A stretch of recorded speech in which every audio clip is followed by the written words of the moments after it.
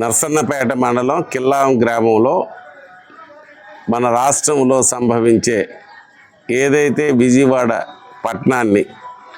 అతాకుతలం చేసి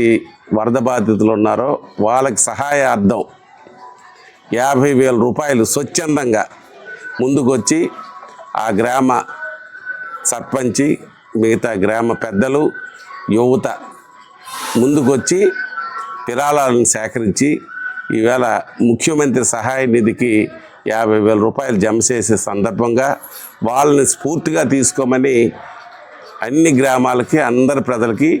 నేను కోరుకుంటూ, మరి ఏదైతే సహాయానికి ఈ సీఎం సహాయ నిధికి జమ చేశారో ఆ డబ్బుల్ని ఆ పేపర్లను కలిపి నాకు ఇవ్వడం జరిగింది. వాళ్ళందరికీ కిల్లాం గ్రామ ప్రజానీకానికి నా తరపున ఈ రాష్ట్ర ప్రభుత్వం తరపున కృతజ్ఞతలు తెలియజేస్తూ, ఇటువంటి మంచి కార్యక్రమంలో ముందుండి నడిపించిన కిల్లాం గ్రామాన్ని